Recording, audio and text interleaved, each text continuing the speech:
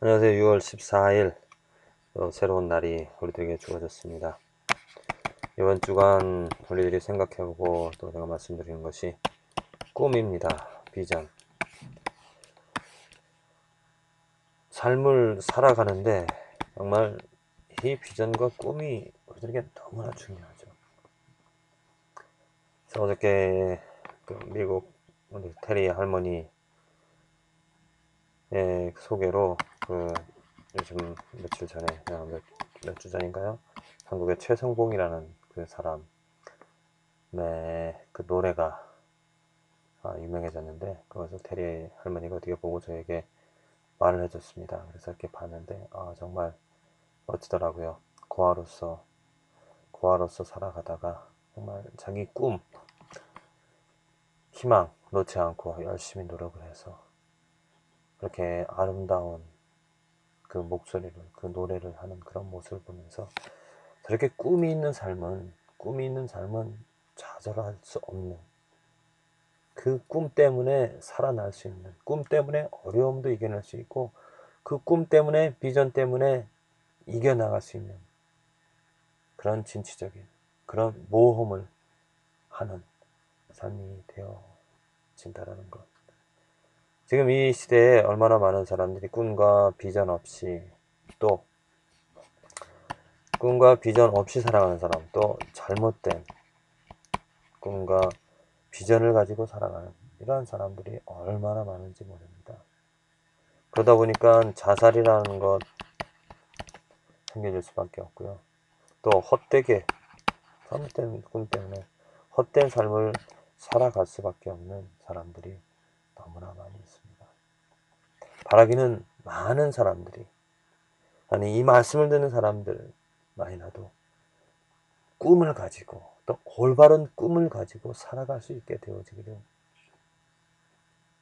저도 이 꿈이 없어서 참으로 불행한 삶, 헛된 삶을 살아간 적이 있었습니다. 저에게는 꿈을 찾는 것이 정말 이것이다. 내가 이것을 위하여서 생명을 다 바쳐도 아낌이 없겠다. 이것을 위해서 열심히 살아갈 수 있는 이것을 찾기 위하여서 정말 많은 시간들을 보냈습니다. 많은 노력들을 해봤습니다.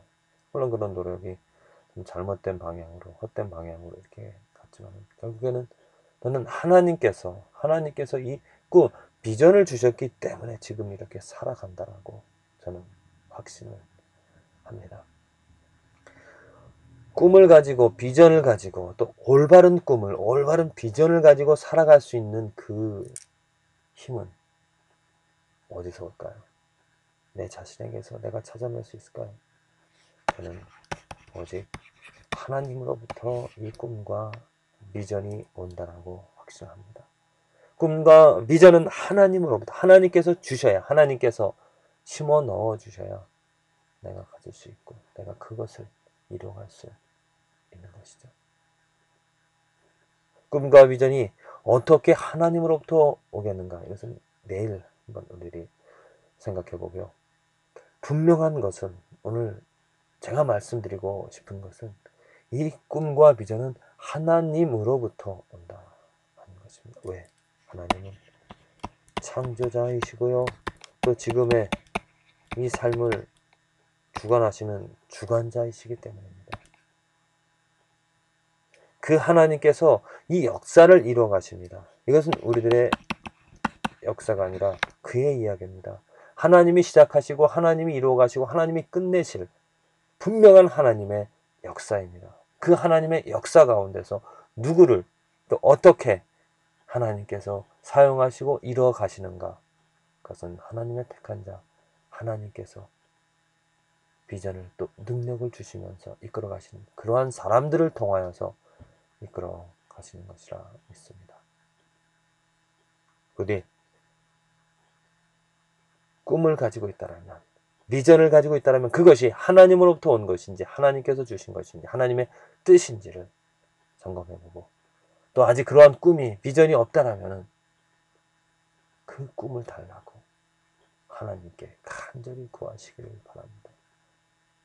그 꿈을 찾지 못하는 이유는 무엇인가? 하나님으로부터 하나님께서 이 꿈을 주시는데 이것을 받지 못하는 이유는 가장 큰 원인이 무엇입니까? 죄입니다. 죄. 죄를 가지고서는 깨달을 수 없는 것이죠. 이미 하나님께서 주셨을지라도 탤런트를, 능력을, 그 꿈을 이룰 수 있는 그런 자질을, 의지를 주셨을지라도 내가 죄가 있다라면 눈이 어두워지고 또 마음이 닫혀져 있기 때문에 그 진실한 꿈을 찾지 못하고 헛된 것, 욕심을 쫓아서 망할 수밖에 없는 세상적인 것들을 쫓아서 살아갈 수밖에 없습니다. 바라기는 어린아이들, 학생들, 젊은이들, 하나님이 부어주시는 이 꿈을 가지고 그렇게 하기 위해서는 회개를 해야 되겠죠. 깨끗한 마음으로 주님의 이름을 부름으로 하나님이 주시는 그 꿈을 받아서 하나님의 역사를 이루어가는, 하나님의 역사에 동참, 하나님이 사용하시는, 그를 통하여서 사도 바울처럼, 디모데처럼, 또 믿음의 선지자들처럼 하나님의 역사를, 모세처럼 이스라엘 역사를 이끌어갔듯이 하나님의 역사를 이루어가는 우리, 저와 여러분들의 삶이 되어지기를 간절히 기도를 드립니다. 이거 말씀은 신명기 19장, 시편 106편, 이사야 46장, 요한계시록 16장의 말씀입니다. 여전히 마찬가지로 그랬지만 모든 말씀이 무엇입니까? 정말 하나님입니다. 하나님.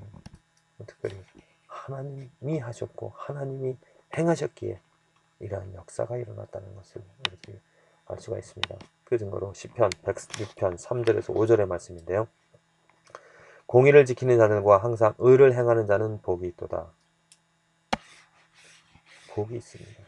이 복은 사람으로서 할 수 있는 것이 아닙니다.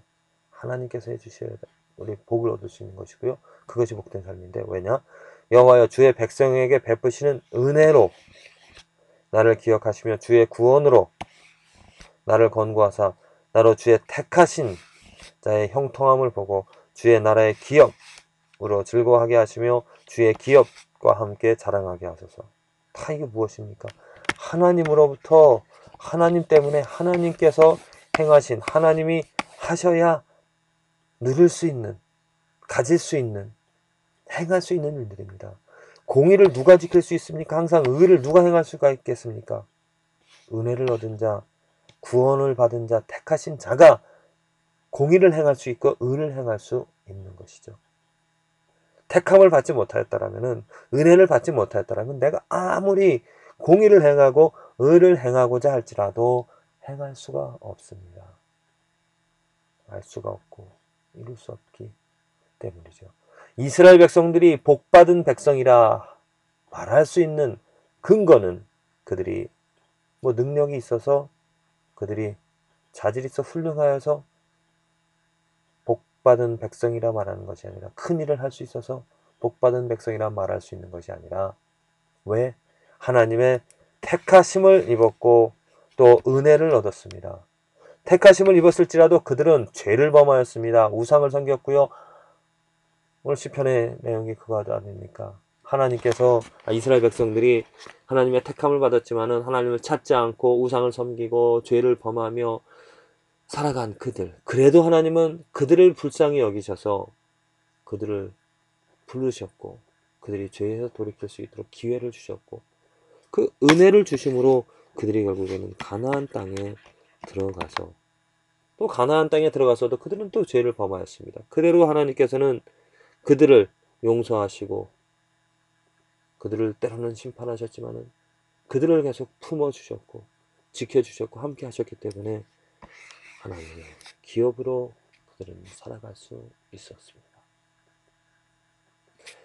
주의 기업 무엇입니까? 하나님의 작품이죠. 하나님의 노력으로, 하나님의 땀으로, 하나님의 열심으로 만들어진 결과물입니다. 우리들의 삶이 온전히 거룩하고 의롭고 공의를 지키며 의를 행하는 그러한 삶이 되어지려면 하나님의 택하심을 믿고 하나님의 은혜로 하나님의 구원함을 경험하고 하나님의 구원으로 이루어져야 합니다.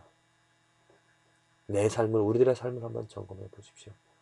내가 하나님의 기업이 되어지고 있는지, 지금 내가 하나님의 손으로, 하나님의 능력으로, 하나님 때문에 하나님의 백성이 되어졌는지, 나는 정말 주의 기업인지,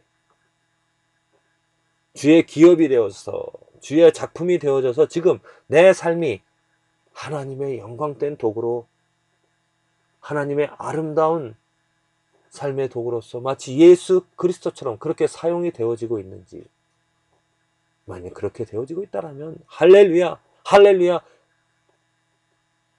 선택받은 백성이고 복받은 삶인 줄로 믿습니다. 그 모든 것은 하나님의 은혜죠. 하나님께 합당하게 영광을 돌려야 될 줄로 믿습니다. 그러나 아직 주의 기업이 되어지지 못하여서 하나님의 의의 도구가 하나님의 의를 생각하고 이루어가기보다는 내 의를 생각하고 내 욕심들을, 내 뜻을 앞세워가며 내 것들을 생각하는 삶이라면 복받지 못한 저주받은 삶입니다. 저주받은 삶입니다. 저주받았기 때문에 그 죄악들을 행하며 죄악을 깨닫지 못하고 죄를 당연시 여기며 죄와 함께 살아가는, 그러다가 결국에는 망하는 삶, 후회하나 기회를 얻지 못하는 저주받은 삶입니다.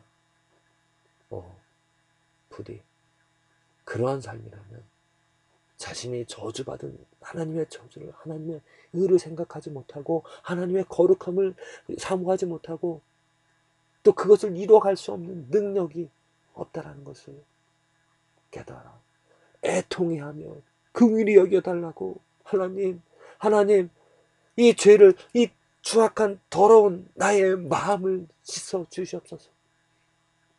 그리고 내 안에 그리스도의 믿음을 넣어 주시옵소서. 이렇게 간절하게 두드려야 되는 것입니다. 구해야 될 것입니다. 그럴 때 하나님께서 주실 것이고 문을 열어주셔서, 착각하지 마십시오.